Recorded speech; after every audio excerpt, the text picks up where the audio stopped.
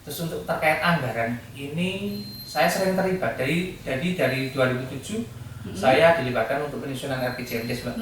Jadi saya terlibat di dalam penyusunan RPJMDes. Bahkan di tahun terakhir kemarin di 2022 awal tahun saya juga dilibatkan kembali untuk menjadi anggota tim perumus RPJMDes untuk tahun 2022 sampai 2024.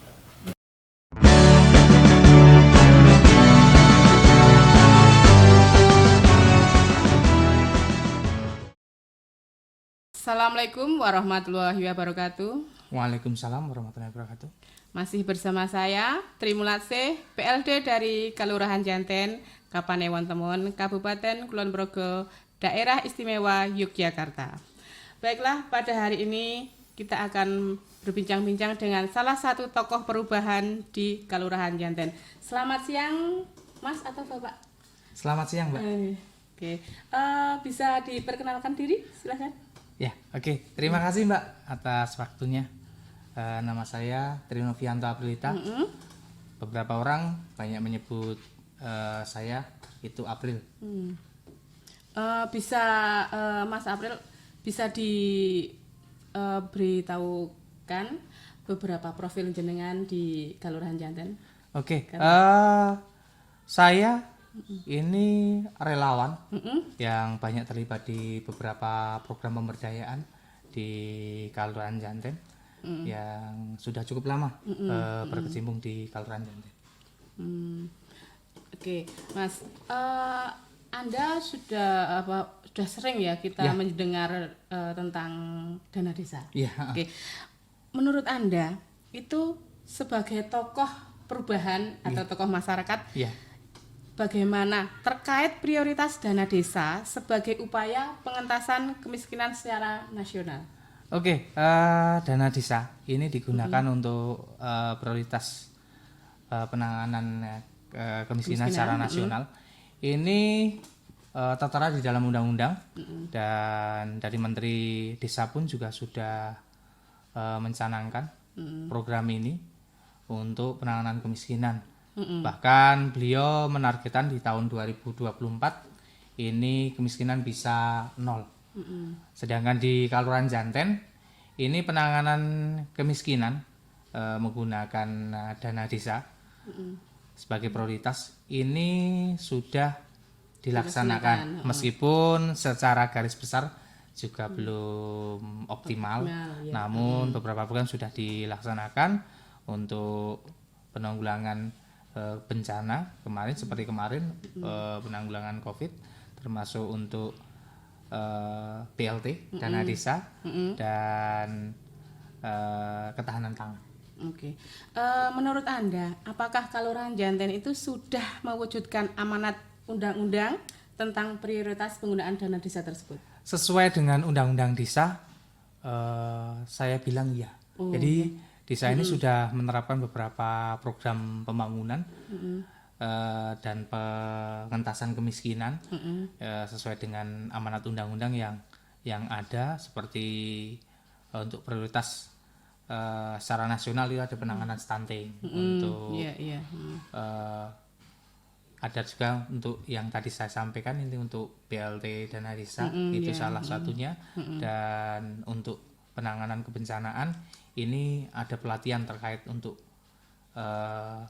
penanganan jenazah COVID. Ya, ada pelatihannya, itu salah satunya, dan juga ada penanganan pelatihan untuk penanganan bencana juga sudah dilaksanakan di tahun ini. Sebagai tokoh masyarakat atau sebagai tokoh perubahan, seberapa besar pengaruh pendapat Anda terhadap kebijakan anggaran Kelurahan Janten? Oke, saya banyak terlibat ya, Mbak, di beberapa program yang dilaksanakan pemerintah Kelurahan Janten cukup lama, Mbak, sudah dari tahun 2005. Jadi dari 2005 saya sudah terlibat di Kelurahan Janten. Terus untuk terkait anggaran ini saya sering terlibat dari 2007 saya dilibatkan untuk penyusunan RPJMDes, Mbak.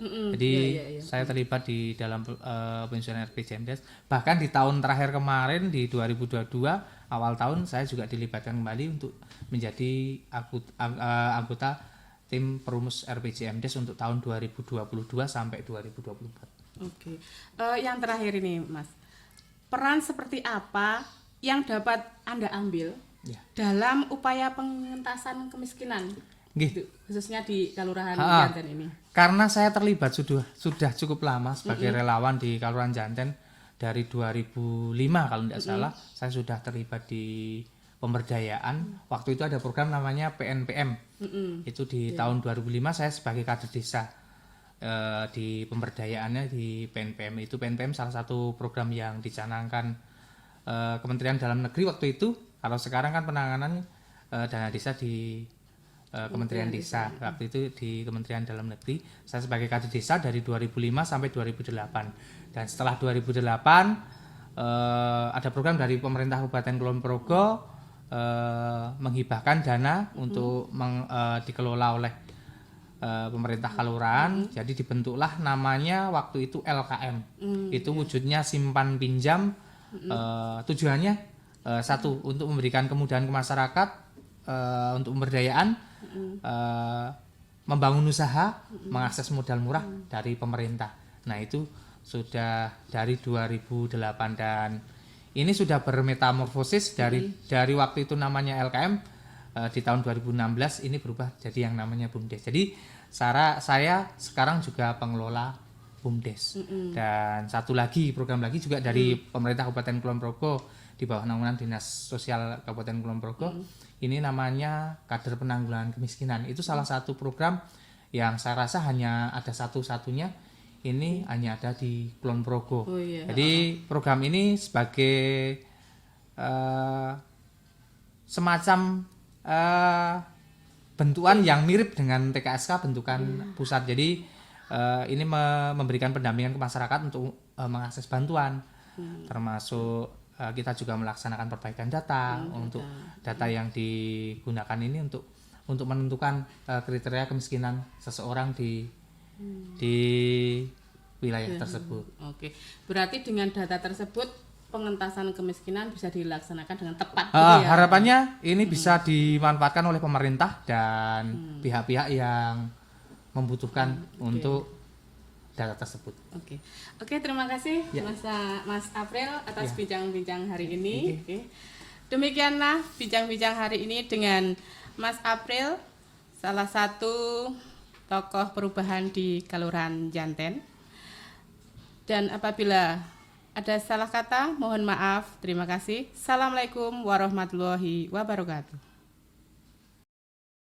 Kini saatnya bagi kaum muda penuhi panggilan tugas mulia, sing-singkan lengan maju untuk masa